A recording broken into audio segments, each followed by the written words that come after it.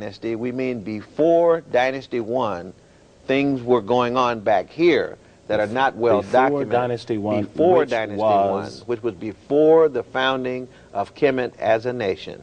In the year? And this would go back as many years we don't know. Some people say another 5,000 years. Some say another 20,000 years. In fact, the Kemetic historian Mir N. Jehudi, or Manito, suggested that you could go back to 25,000 years at the time that Kemet was ruled by the gods, and then finally by these wise people, and then finally it was organized as one nation in Dynasty 1. So, for example, we know that not 3000 BC, but at 4236, or some people say 4241 BC, the calendar that we use now was already in operation in the Nile Valley. 42,036 or 4241 BC. That calendar was already in place. That is an incredible thing to realize the technology, the mathematics, the number of years of observation that it would take to create that calendar. And that shows that the culture is older than the nation, in other words. So Kemetic culture is pre-dynastic. So the main point of this master key is that we should look in Africa for a long period of development, and we should not begin our analysis with the beginning of the nation of Kemet. We should look for what went before it. Okay. Okay, the New York Times had an interesting article which was about the oldest nation in the world, and this is an example of what I was just talking about. Back to the chart. Here is Kemet, 3100 BC, beginning, but in the New York Times they tell us there was another nation that is somewhere around 3500 BC, at least 200, maybe 300 or 400 years older than Kemet. There's this nation called Taseti, and this nation is further up south on the river in an area called Nubia, and that is called the oldest monarchy in the world. And of course they excavated the graves of these kings in Nubia, and these kings in Nubia were said to be tall, black-skinned people. The goddess Isis and her child were already in place at the beginning of Kemet. Which was, you said? Which was 3100 BC. Dynastic. And then that's dynastic Kemet.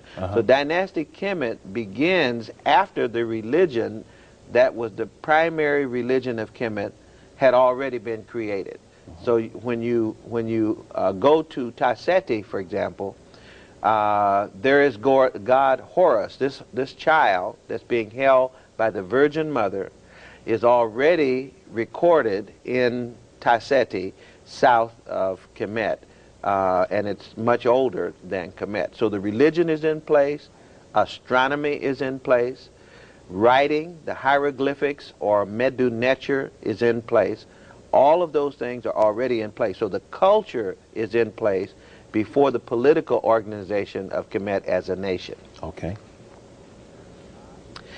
Osiris is the god who was associated with Isis, the husband of Isis, symbolically.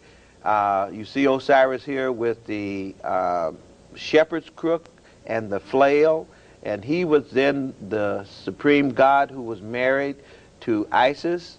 So that becomes the god who is married to a virgin, and they have an offspring, and so we have the first holy family.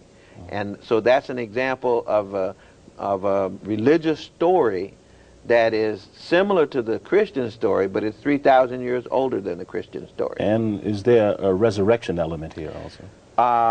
Osiris was resurrected. He was crucified by his brother, cut up into 14 or 28 pieces, depending on the story. His evil brother Set, jealous of him for several things, cut him up, and he was, again, he was risen from the dead to rule over the dead. and that was the story of Osiris. This is the earliest story of the resurrection. Before the Christian. Again, that goes back about 3,000 years before Christ. Okay. Master key number 2. Okay, the second concept that we need to keep in mind, Kemetic culture remained intact through the 7th century A.D.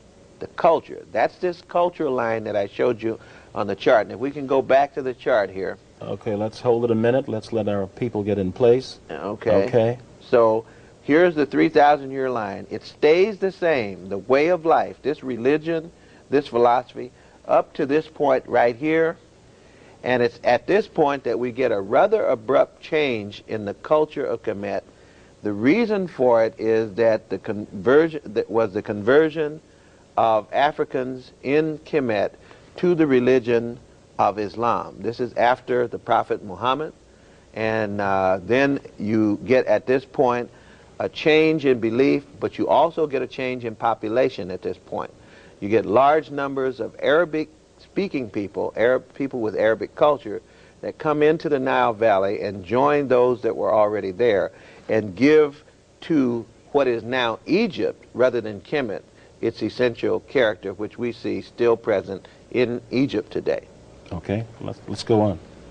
Okay, on the third master key, generally in Kemet, if you look at the data, the older things are, the better they are. In other words, the first cultures were more perfect than later cultures.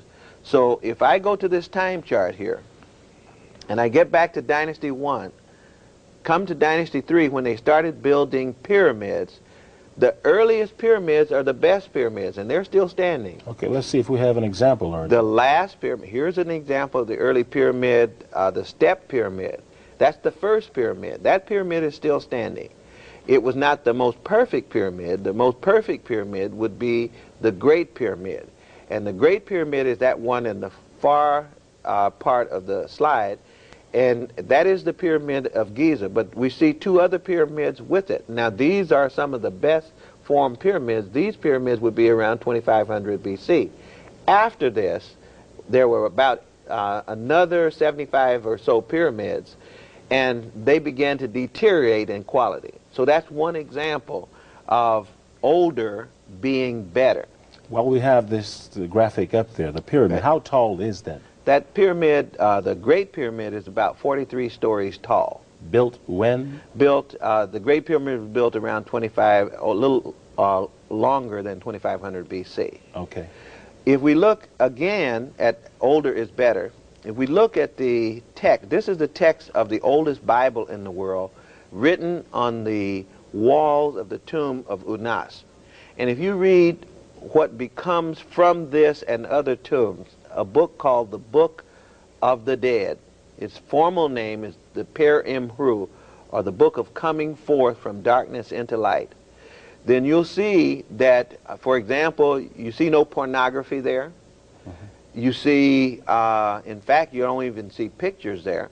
You see pure text. And if you go back, the text was pure, not only in written form, but in symbolic form. It was better looking text. It looked better as it was carved into the walls and colored, and some of those colors are still there. Okay.